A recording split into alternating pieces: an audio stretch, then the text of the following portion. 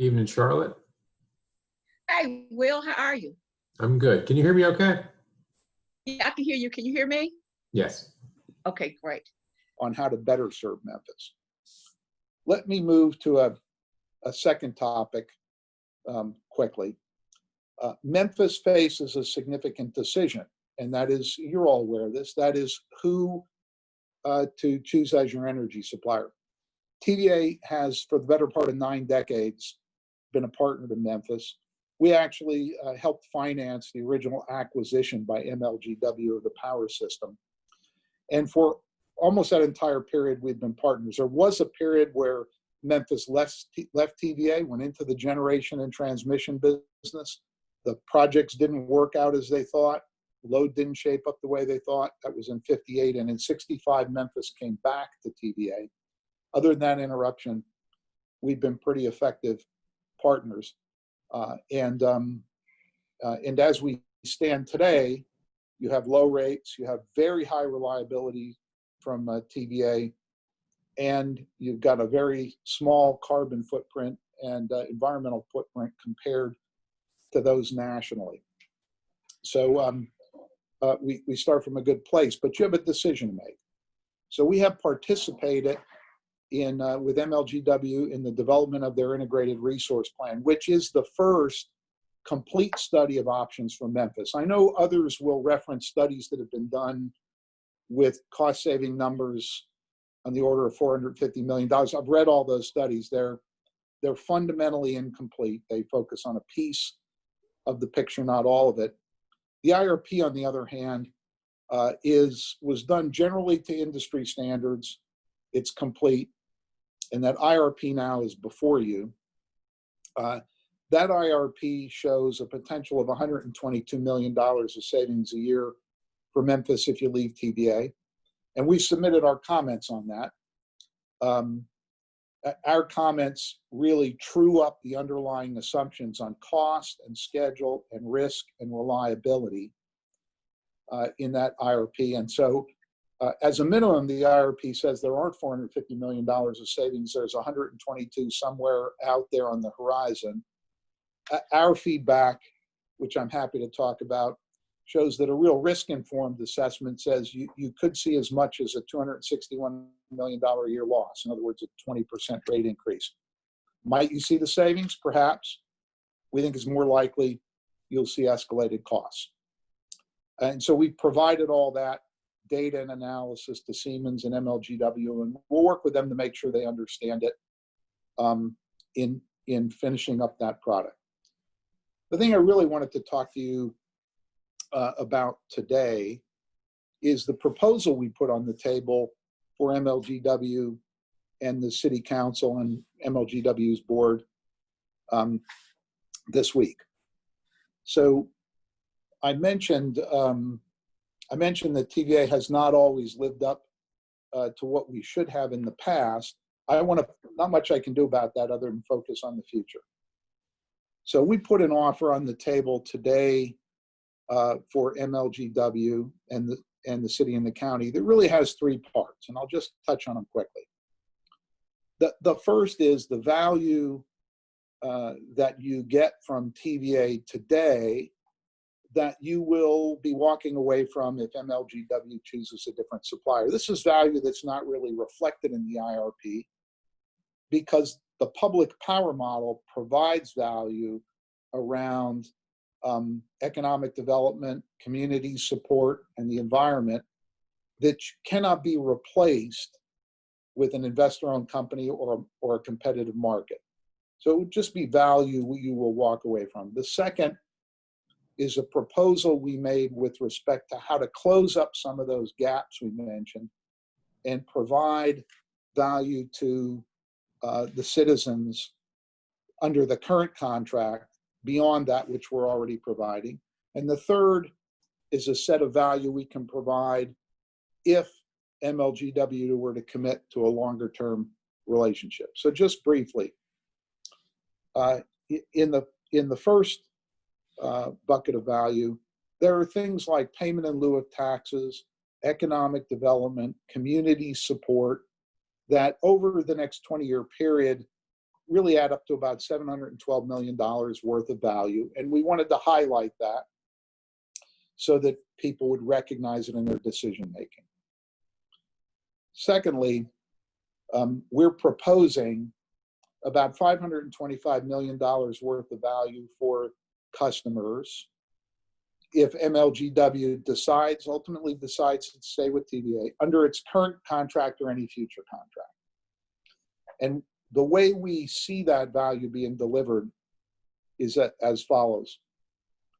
We would like to partner with MLGW, the city, the county, the business community, and other stakeholders to develop a framework and a process to address two big issues. One, to complement our overall economic development programs with economic development programs that focus on revitalizing core communities, underserved communities, to try to lift average wage in those communities, and it helps reduce energy burden.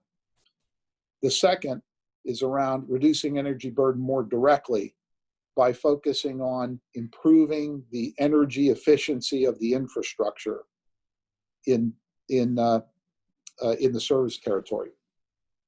It's important that you think about these as partnerships and a process, because these issues can't be solved by any one party. It takes all parties aligning to identify the gaps, identify how to close them up so that we can allocate resources to make that happen. And so TVA is proposing to underwrite a process to do that, and then to use that to help direct $135 million worth of investment to further those causes, helping to develop the economy and improve energy efficiency and lower energy burden.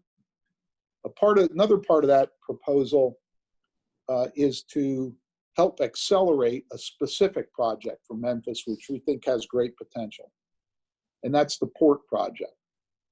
We currently have an Allen site that you're all familiar with, and we are committed to decommission and dismantle that plant, remove the ash, mitigate any issues, and return that site to a useful purpose. It's a valuable site to TVA, but we would propose to work with EDGE and the city to accelerate those activities, support the environmental assessment, the permitting process, and to disposition that site to the city of Memphis for the port project.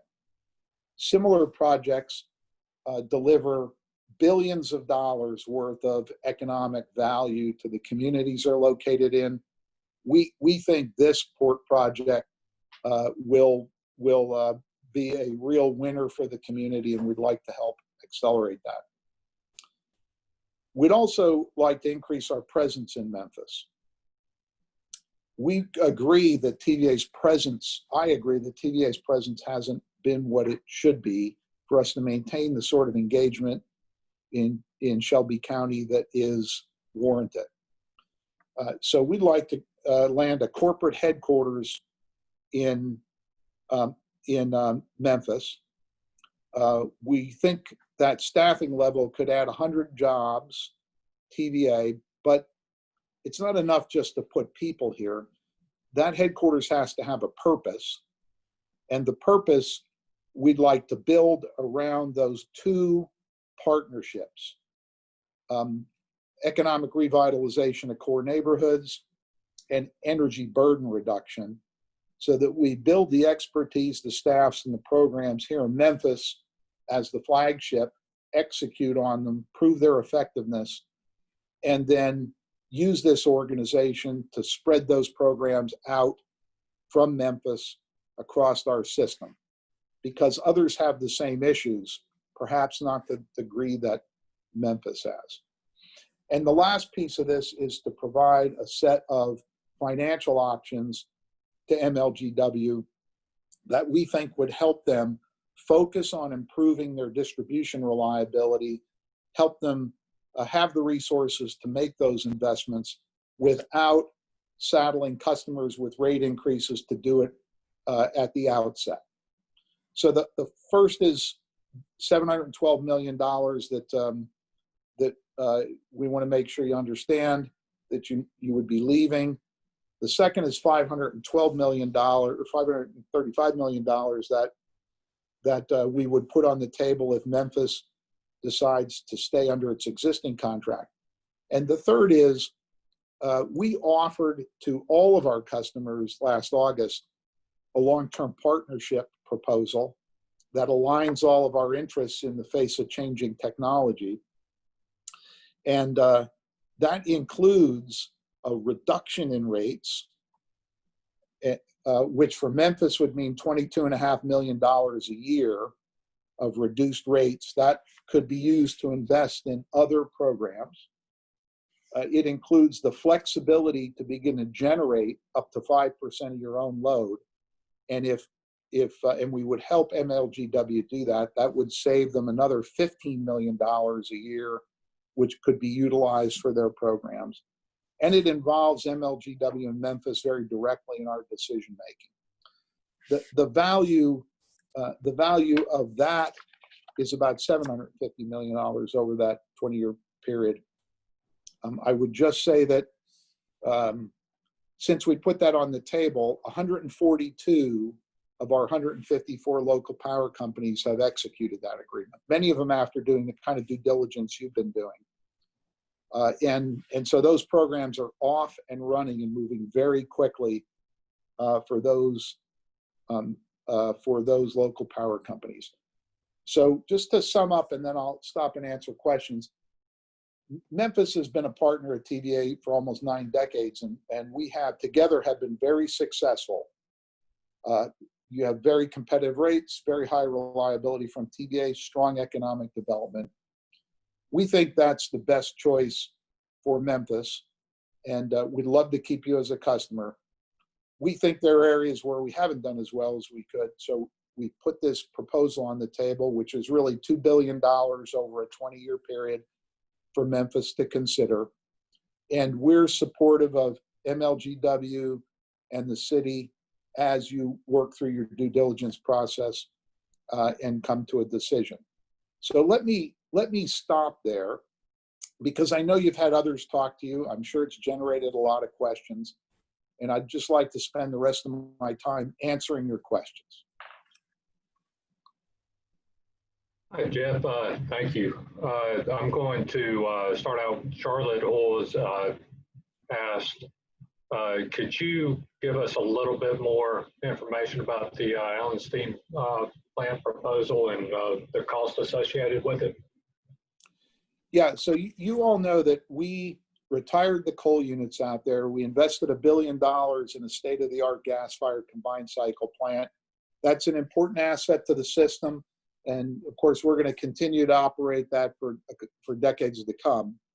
That will remain. Our long-term plan is to decommission and dismantle, remove the old coal plant. We will excavate all the ash and remove it to a specially designed landfill for that purpose. To the extent that there are any contaminants in the groundwater, and there are, but they are very contained. They're not migrating. They're contained there at the Allen site. Nothing to be concerned about. We will mitigate those down to an appropriate level. And then we will prepare the site for its next life. So the question is, what is its next life? And there are multiple purposes for that. TVA has use for it. But if we stay partners with Memphis, we think the best use is to develop this port and multimodal transportation system. This is one of the few slackwater port opportunities on the Mississippi. It's centrally located, and we think it's a strong play for Memphis. As partners, I would look to accelerate those activities. Right now, they're planned on a schedule that controls cost to accomplish the objective. We would accelerate those, and we would support EDGE and the Memphis community at doing all the studies and the licensing and permitting to make that a reality. And then we would participate in economic development plans to try to ripple that out to other segments of the economy. So hopefully that answers the question.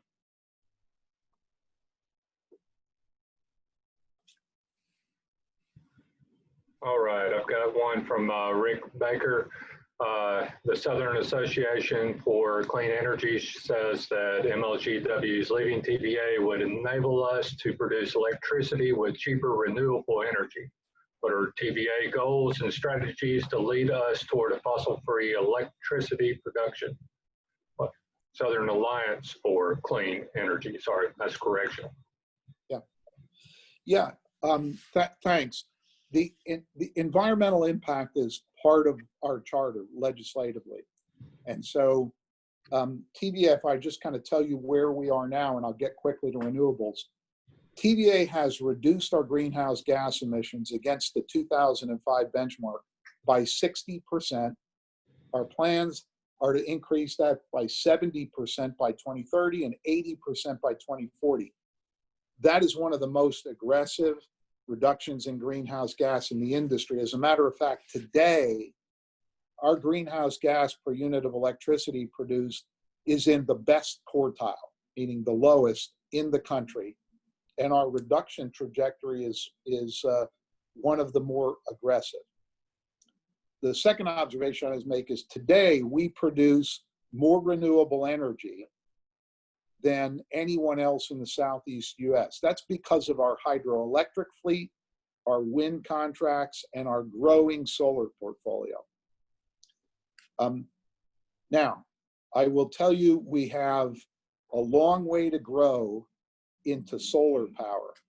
TVA very intentionally waited to make big investments in solar until the cost came down, because part of our mission is to do this without raising your price.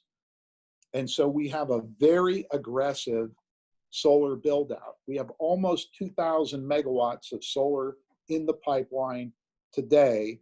And we have an industry leading set of programs to let businesses and communities take advantage of that. As partners, we would make all that available to MLGW, and you would, in fact, be able to take advantage of building off an already low carbon base, adding solar aggressively, and driving that down. The example I would give you is Knoxville Utilities. Knoxville Utility Board came on as a long-term partner and wanted 8% of their electricity to be provided by solar. That's what the city operations consumes. They wanted to be able to decarbonize their city operations. So we worked with them to put that in place, 212 megawatts, 8% of their load, and that's in flight right now.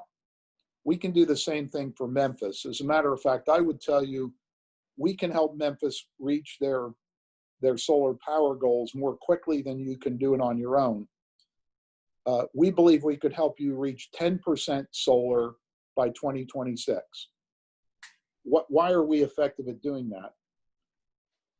Building solar, a megawatt of solar, takes about 10 acres. And so it occupies a lot of land. Doing that in Shelby County would be very, very difficult.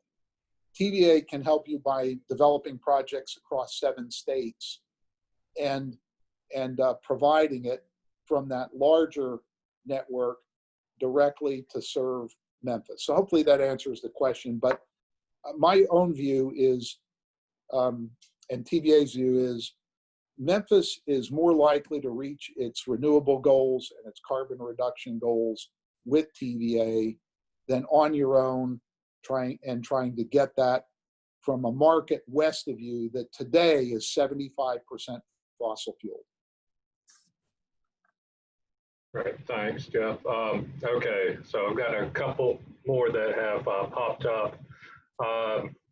Shirley Key would like to know what happens to the Allen plant if MLGW does not choose TVA.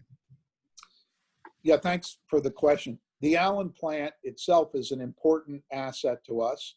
So if MLGW leaves TVA, TVA is going to continue to operate the Allen plant for the benefit of the other 153 local power companies that we serve. We'll continue to decommission and dismantle the old cold site just as we promised. That is something we will do regardless.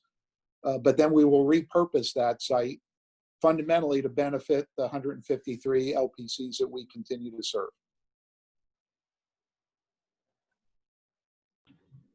Great. Okay. So I've got a good one from Denise Bollheimer. Let's see.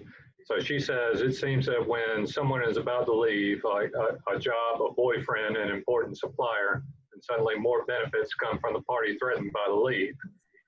So she says, we understand that you're relatively new with TVA, but why did it take the threat of MLGW leaving TVA to work harder to be a better partner? Yeah, no, that's a valid observation. And I've been in the business a long time, and the first thing I look for are gaps. Where aren't we doing what we ought to do? And there are clearly gaps here with Memphis.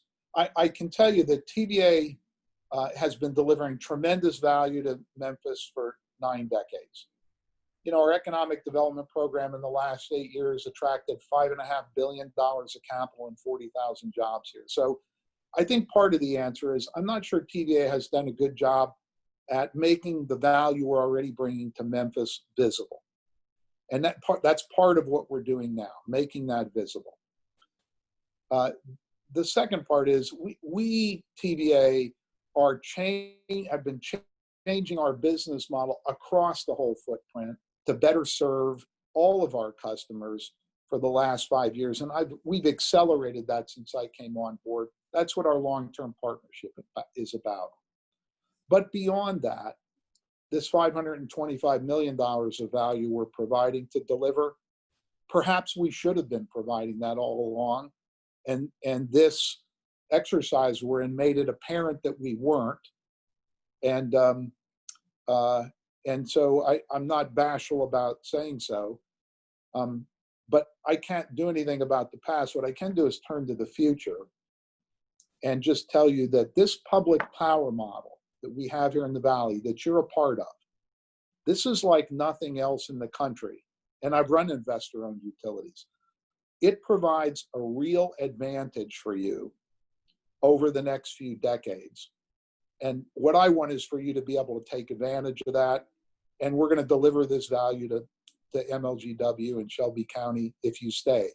Not because you threatened to leave, although that helped us recognize it, but because that's our job and we should be doing it. And that's my job, is to make sure we do. Right. So Shirley Key, she asked, how many employees does TVA have in Memphis today? Mm-hmm. Yeah, we have about 120 permanent employees. Most of that is at the Allen site, operating the gas-fired combined cycle. Now, we employ more contractors than that for staff augmentation, so the impact is larger, but we have about 120. And when I talk about creating a corporate headquarters here with 100 people, that's incremental. That's in addition to the employees that we have out at Allen.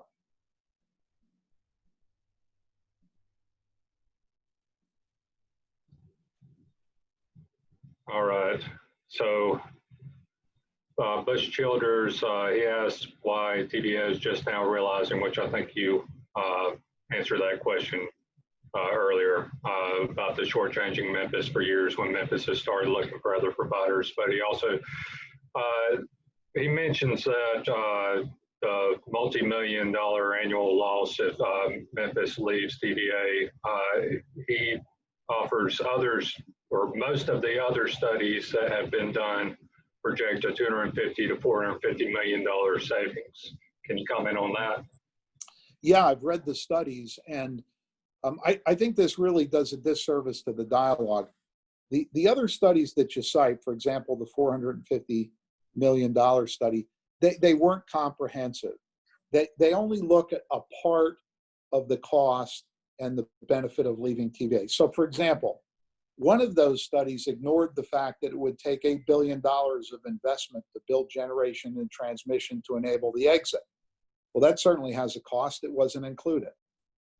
Another only looked at the cost of energy, not whether the energy could be delivered to the customer through reliable transmission, et cetera. So each of those studies was incomplete. The first complete study that was done is MLGW's recently issued draft integrated resource plan. Now, an integrated resource plan is not a decision-making tool. It just lays out the options, and then one must pick the preferred option and begin to test the costs and the schedules and the assumptions. What that IRP said was there was a potential savings of 122 million. So it basically proved that the prior studies were incomplete and inaccurate, and it established a case where you could save $122 million a year. Now, I will tell you, it's possible you could save that. That is a good study. It's possible. You would have to take a lot of risk, invest a lot of money in infrastructure over the next 10 years in order to get to those savings. There is a lot of risk and assumptions in that. Our comments on the IRP say if you take more realistic views of the cost and the schedule and the risk, it's possible you could save 120 million a year somewhere out in the future. It's more likely that some of that risk will be realized and you will pay more than you're paying for TVA today. That's the dialogue that's going on now. And I will tell you, give you just a couple of examples. The municipality of Paducah left TVA under similar circumstances. The construction cost and schedule for their generation and transmission ran significantly over budget and over schedule. And the result was, instead of garnering the 15% decrease in rates that their analysis, including their consultants' work, told them was possible, they saw a 40% increase in rates. They asked to come back to TVA, but we could not take them back because we could not assume their debt and ask our other local power companies to pay for that. So they are in that position today. We had another case with Bristol where they similarly left TVA. They had to invest much less in transmission and generation. They were able to contract more. Initially, they saved a bit of money, but it exposed them to the volatility in the market. And after 6 years, their industrial rates went up 80% and their residential rates went up 40%. They asked to return to TVA. They had to pay a reintegration fee to offset cost. And they are a customer today. They are a huge advocate for this public power model, and they committed to the long-term partnership proposal. So hopefully that gives you an idea. Those early studies were incomplete. The IRP is more complete, but you must go into this eyes wide open that no one will guarantee those cost savings will materialize and that you bear risk in going after them. So I'm going to piggyback my question off of Denise Paulheimer's question that just popped up as far as infrastructure is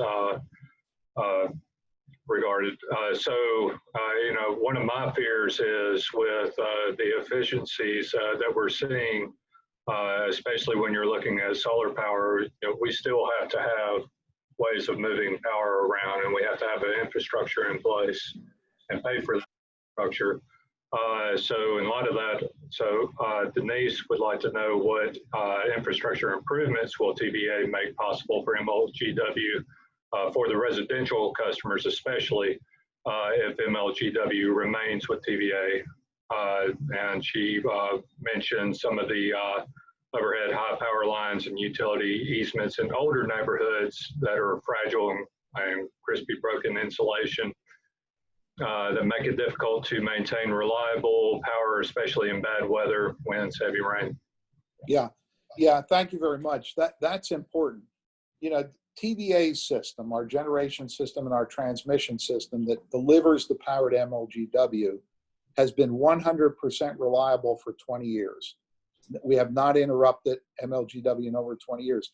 we're still continuing to invest in that system to ensure that we can serve growth in Memphis and economic development at the same level of reliability.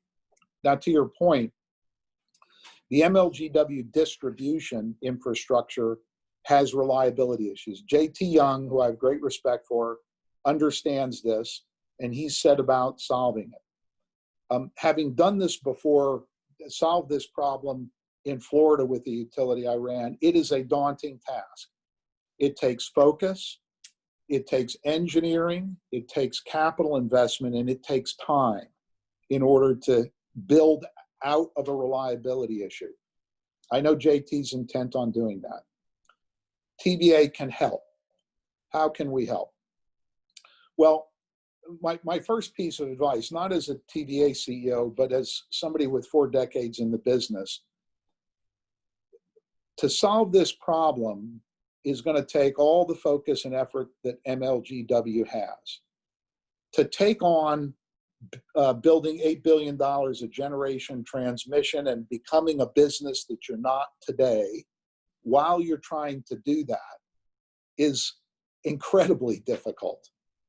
And so the best thing, in my view, the best thing that MLGW can do is focus on the task at hand and drive solving this distribution reliability problem.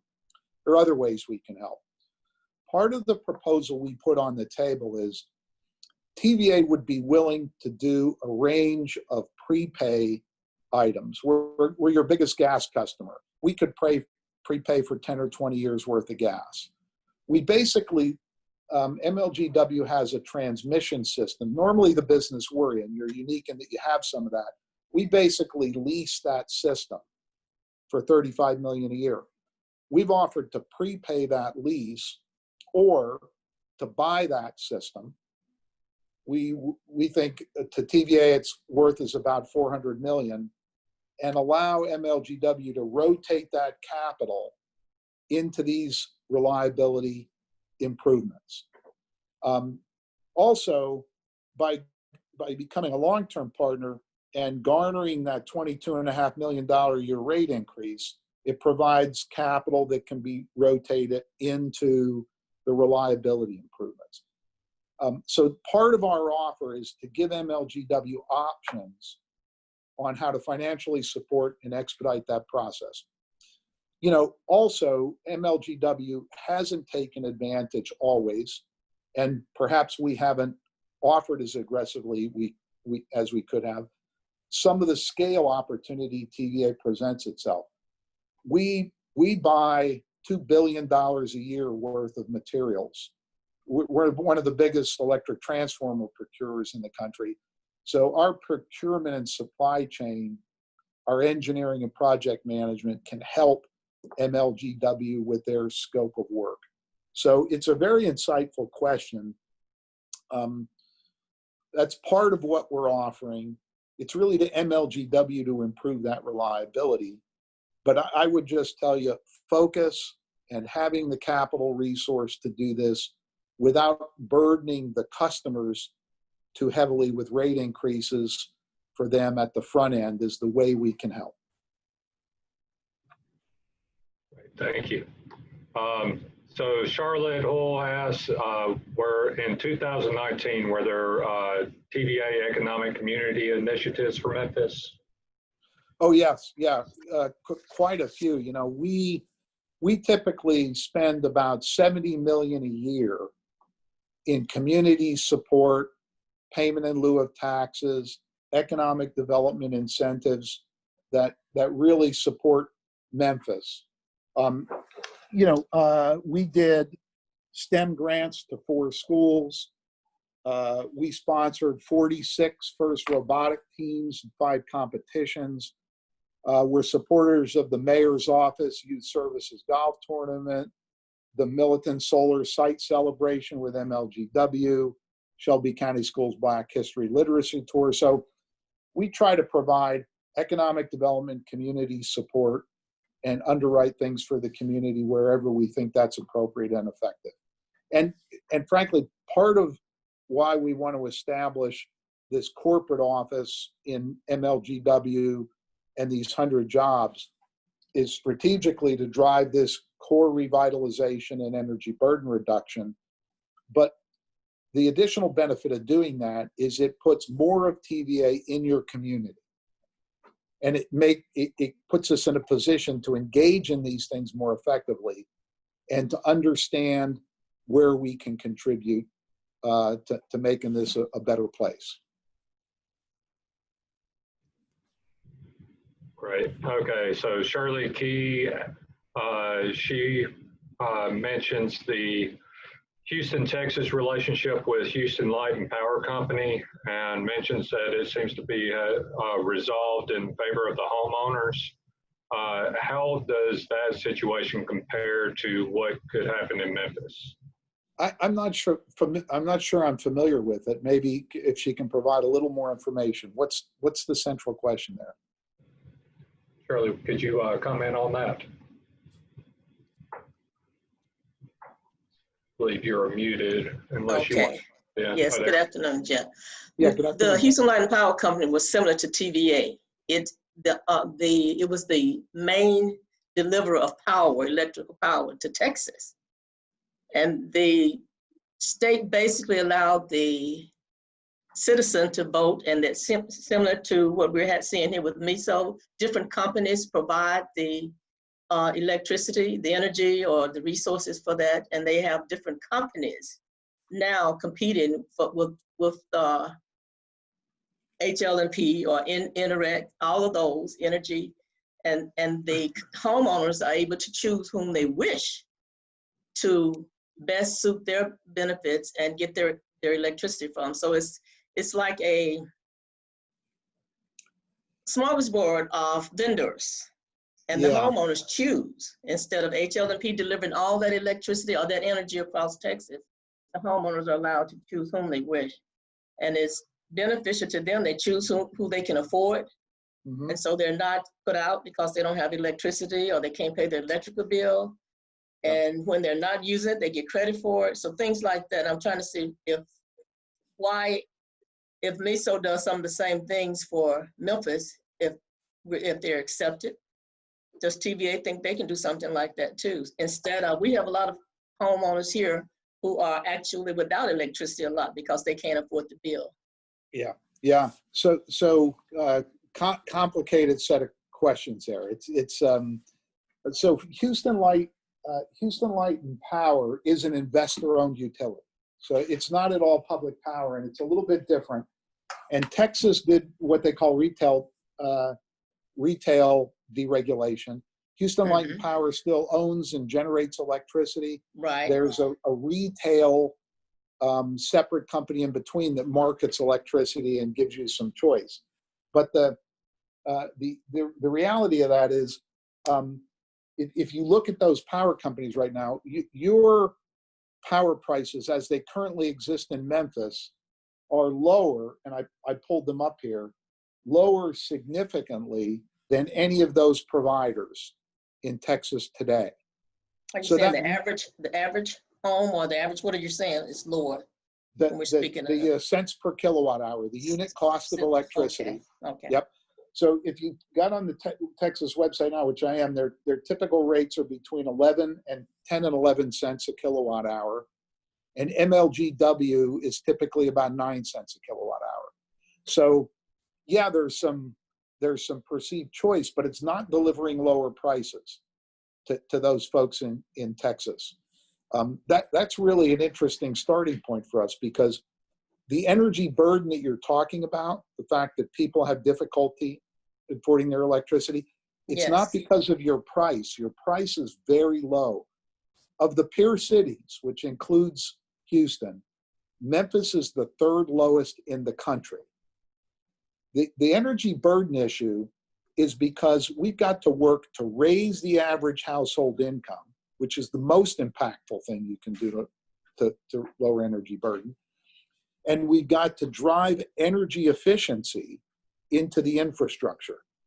Memphis has very weak energy efficiency when you look at it across the country. So my own view is the way to tackle that problem is not to go hunt for a mythical lower price that exists out there, The people across the river in Arkansas pay a higher price than you pay today.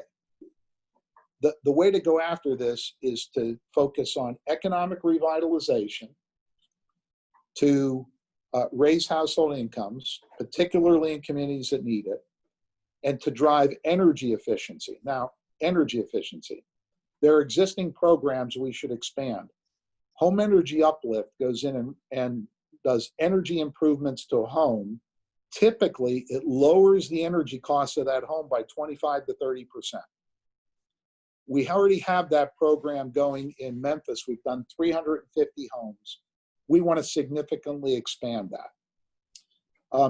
The school system, we've done energy audits in two schools in Shelby County. We think an LED light backfit to all 200 schools would drive down energy price and allow that money to be used for better purposes and would improve the student learning environment. One of the issues we have to tackle in Memphis together, TVA can't do this alone, is you have one of the highest percentages of rental residents of any community of your size. Right now, it is difficult to get a landlord to invest in energy efficiency when the benefit flows to the renter. We have to develop programs that will help to close up that gap. So you can certainly go down the Houston Light and Power path, but it's not going to lead you to a lower price. I would tell you, my view is we should focus on these issues because they're the ones that will help the most.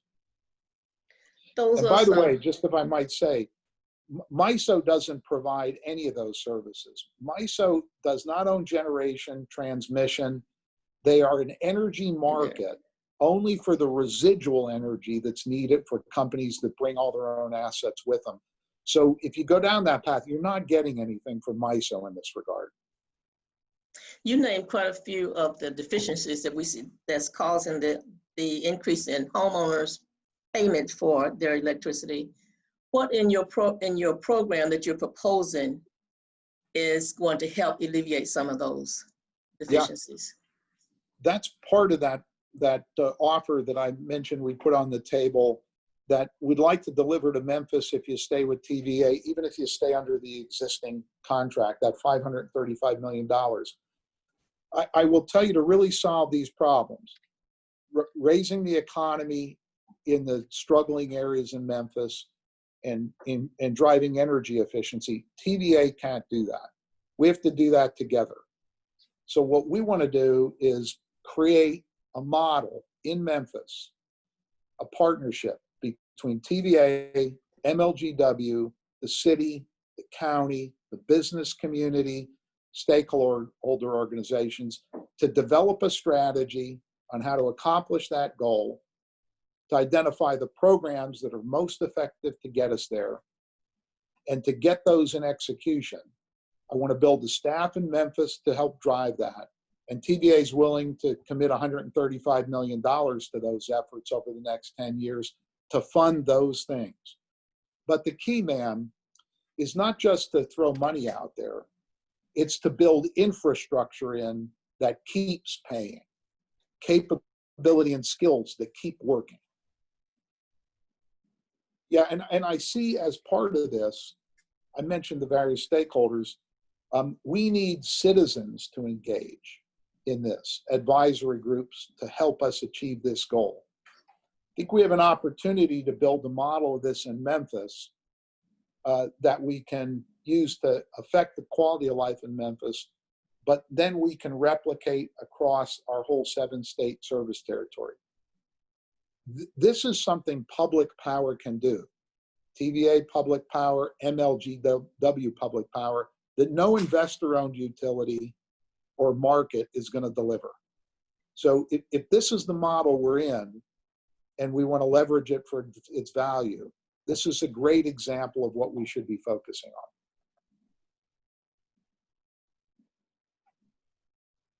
Thank you. All right. Looks like one more question, Jeff. And it looks like a good one. Will the Allen Steam Plant project affect our aquifer? No, absolutely not. So I'm, we have a very extensive set of monitoring wells around the ash basin there at Allen. It's not a surprise, and it's pretty consistent when you have coal ash stored, that some of the contaminants leach into the surrounding stagnant groundwater. We've seen that across the country. We see that at Allen. We monitor that to make sure it's not migrating anywhere. It's well above the aquifer, it's not contaminating the aquifer, and it's not migrating toward the aquifer. It's very well contained. So don't worry about your aquifer. What we have to focus on is removing that ash to eliminate the source of that contamination. We've already testing systems out there to remove the residual contamination from the standing groundwater, so that not only isn't it affecting now, but it can never affect it. That's the project we have underway. And if you'd like, if any of your members would like more information, we'd be happy to provide it. It's all posted out there. We host open houses. I can understand why the local community would be concerned, and I want you to see what we're doing there. We're gonna do the right thing here, and we're gonna protect your aquifer, regardless of whether MLGW stays with TVA or not.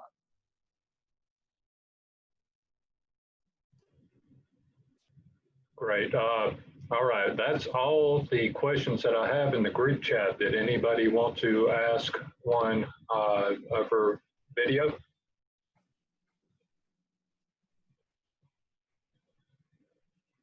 All right. Well, I certainly enjoyed all the answering other questions, Jeff, and your presentation. It was extremely informative, especially from me. I've actually only been in Memphis for about 2 years now, and coming here, I've seen it's a good example of lower cost energy from what I've seen. So I'd like to continue to have lower cost energy myself, but it's nice to hear what's all behind it. Anybody else have any questions? Well, if there are none, thank you all for your time. You know, the message I just send you in parting is, I think this partnership between MLGW and TVA, 9 decades in duration, has put Memphis in a very strong position in terms of low cost, high reliability, and very clean energy. We have issues we have to deal with. As I said, there are gaps that TVA and MLGW let develop here. Shame on us. Let's get them closed up. There are reliability issues with the MLGW system. If we focus on them, we can solve them. There are energy burden issues in the community. Again, I think public power is the model that most effectively will help Memphis move forward. You have an important decision to make. My view is the best decision you can make is stay with TVA and let's work together to strengthen this partnership to deliver better results. But I would encourage you to get involved. And hopefully that's the decision you'll make. And then we can turn our eyes firmly on the future and get moving on making some of these things happen. Thank you all, and thank you all for participating in Rotary. I've been a Rotarian myself. I've probably spoken to 100 Rotaries over my career. You are by definition leaders in your community. I always enjoy your questions because they're challenging and on point. And thank you for the time today. Jeff, one other thing, this is Charlotte. We'd Yes, like to ma'am. thank you for taking your time to come speak to us. We consider ourselves the cool nerds, and you answered all of our questions. So thank you very much for all of your participation, all of the education, because we want to hear both sides or all sides. And you Absolutely. provided that for us. Thank you, Jeff. Well, thank you. And I must tell you, if you invite me back, I will come again. We certainly will. Thank you. Okay. Thank you. Thank you so much. You bet. Thank you. Take care.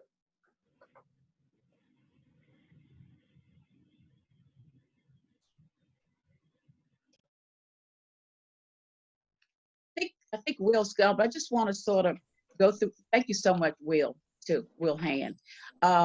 Coming up, okay, Will, you're back. Yeah. Okay, I just sort of want to go over the upcoming schedule.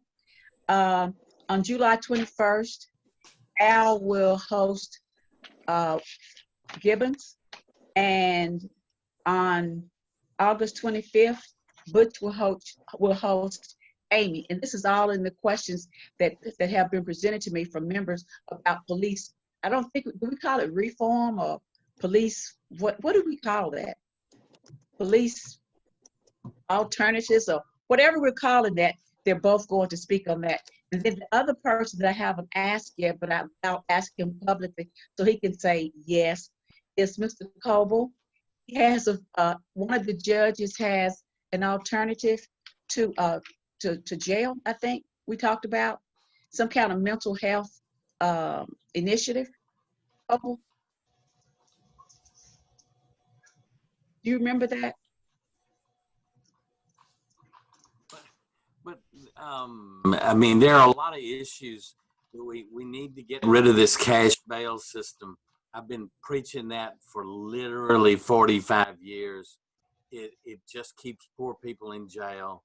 The feds don't use it. It only profits bail bondsmen. And it is a major issue. And there will be a lot of pushback in Nashville because these guys make so much money doing this, and it truly makes a difference. You go over there and people who are able to afford me can get out of jail. It's the poor people who can't, and they sit until they offer them a deal that you'd plead to, whether you did something or didn't, just to get the heck out of jail. A lot of people serve more time awaiting trial than they ever would for the crime they do. It's a mess, and it's been a mess for years. And so I hope we're going to, as a community, actually try to address this cash bail system. It is, it's a disaster, and it's why that 201 is so full of people. And pretrial services works at getting people out. Now, all of a sudden, we started releasing people on their own recognizance because these judges were setting, excuse me, Butch, but these dadgum judges have been setting these crazy bails because if somebody gets out and then commits another crime, then the judge looks bad and they're all elected folks, and so they get all upset about it. And it is, they've been setting these enormous bails, and heck, you and I probably couldn't afford some of these. And it is, that is a serious part of criminal justice reform that really needs to be addressed. And we've talked about it for years and just cannot, have never been able to get this done, and it's because the money forces involved. Anyway, that's my rant for today. Well, thank you for your rant, and maybe that's something we can pursue later in an actual presentation. Thank you, Coble. Will, Griff? Yes. And I'm Sign. Charlotte. Oh, uh-huh. I only heard civil cases. I didn't do criminal, thank goodness. Oh, we knew you wouldn't be in that anyway.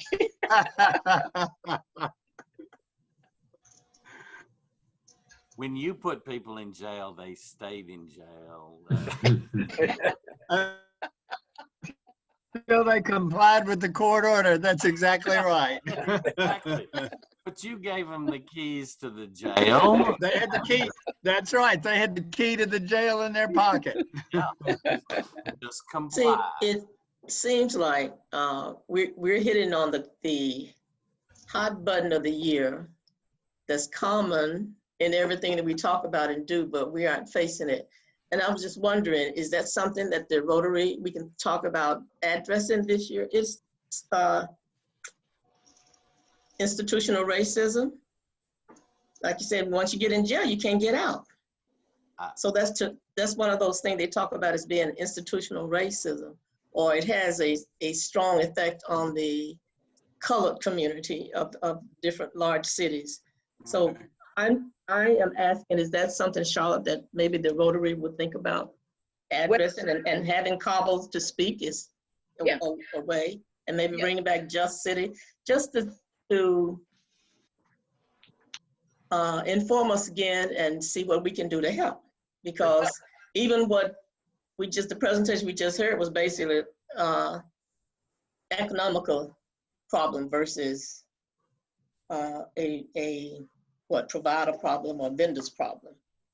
So I'm trying to get us to think about some of the speakers we could have this year, and maybe even take a project out of there to do something, just make some kind of contribution to help something in the city to help move the city forward.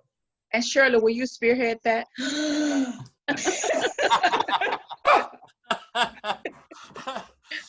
Oh, you just felt me. Now, I'm gonna be just as blunt as our protesters are out in the street today. Now, you know that there are people in our Rotary Club could do a better job up front than Shirley could at this time. So Shirley will help and support anybody and do the legwork. Raise your hand. But you know the face needs to be somebody else. Raise your hand if you think you can do a better job than Shirley. Raise your hand. Shirley, I don't see any hands. Hey, Coble, Shirley mentioned Just City, and I'm drawing a blank on his name now, but actually he would be a good person to speak. Mm-hmm. Is it Josh Spickler. Josh Spickler. Thank you. Josh Spickler, of course. Well, and I think we also, finally, there have been a lot of us who have cried in the wilderness about this, and nobody wanted to listen because there's too much money flowing from the bail bondsmen. And it is begun to listen finally. And this is a great opportunity. And if there's a way we can help, then we ought to try to do that. Yes, that's the point. If we can help, we ought to try to do something. If you just get Charlotte, one person out of jail. Charlotte, Yes. MICA, the organization MICA, has a whole committee studying justice reform. And there is a person in town who not only talks about that bail problem, but reentry in general, and what a person owes to the community once they re-enter, much less back child support and everything else. And having to mark, yes, I have been a convicted felon. The person re-entering just doesn't have a prayer. I mean, they're going to go back to crime because there's almost no other alternative. But I'll be happy, Shirley, to share the name of Mr. Hilliard, Ernie Hilliard. He's got a prison ministry with Hope Prez. Oh, I didn't know that. So he's chairing the reentry subcommittee of MICA. So that might be an interesting topic of conversation. That sounds great. And Coble and Shirley, is it okay if I get with you and get some dates, and we can maybe work out some dates for both those projects? Charlotte, I just wanted to make one comment that Bill Gibbons is going to be our speaker in 2 weeks, and right. I'm sure he would have an opinion about Coble's issue, and would be willing to take a shot at answering it, since he's been the Attorney General and now he's on the head of the Crime Commission. So that's an issue for him as well. Great. Okay. Thank you. Will McGriff? Oh, Butch? Will, did you have anything else? Sure, could I? Go ahead, Mike. Yes. Yeah, thank you. This week I lost a friend, and Rotary lost a really important person. He was a co-founder of Gift to Life. Bill's been my friend for 43 years, and tomorrow will be his obit in the paper. And he died in Portland, Maine, and they'll be bringing him back. I'll be donating. I hope that you all could consider something to give to life in his honor. Thank you. Thank you, Mike. Mike, are you saying Bill Pickens? No, Bill Schrader. Okay, thank you. Will you send Shirley that information so we can send it out to the members? Yes, I'll be happy to. And his obituary, we heard from his wife that it will be in the paper tomorrow. He died actually a week ago, Monday. So, And Thank you, thank Mike. you, Mike. yeah. Charlotte, did you want me to speak about the trash pickup? Is that correct? I'm trying to remember. Trash pickup? Or was there Yeah. another topic? No, that's a good one. Okay. Go with that. This is an ongoing conversation, just to give y'all a heads up, and I've been communicating with Butch about it, and I know he's talked to Charlotte about it as well. Last year, you'll remember that Jim Drummond organized a trash pickup for us, and Butch supplied the pickup truck. And this year, we're running into a scheduling issue where we have an overlap on the date, the tentative date for that pickup, with our visit from our district governor. And so we are still trying to talk about ways that we can do it. I think that might still be a project we could do in a socially distant, appropriate manner. If we're going to be outside, we can kind of keep our distance and still do some good in the neighborhood. So we'll continue to coordinate. I'll be working with, I'll talk to Jim. And also, you know, I'll just put a call out to anybody here. I don't know if anybody else has got a truck. I don't want to always put it on Butch. Hey, Rick's got his hand up. Awesome. Butch, you may be off the hook. So Rick, thanks very much. I'll talk to you, and we'll try to nail down a date and time and communicate with the rest of the club so we can do that again. I've thoroughly enjoyed it. I'm sorry we probably won't be able to meet up at the bar afterwards and hear stories from Butch about his election days. But we'll try to find some other way to still have some camaraderie after the fact. You want to sign us off, Will? Sure. I hope you all have a good week. Thanks for signing in. And I'm actually working on putting all of our meetings, recorded meetings, because I've forgotten a couple, up on YouTube. And I'll share the link to the YouTube channel with everybody when it's ready so that you can share it with your friends and family as you see fit. All right. Thank y'all very much. Have a good day. Thank you. Thank you, everyone. Bye, Char. Thank you, everyone. Thank you. Bye-bye.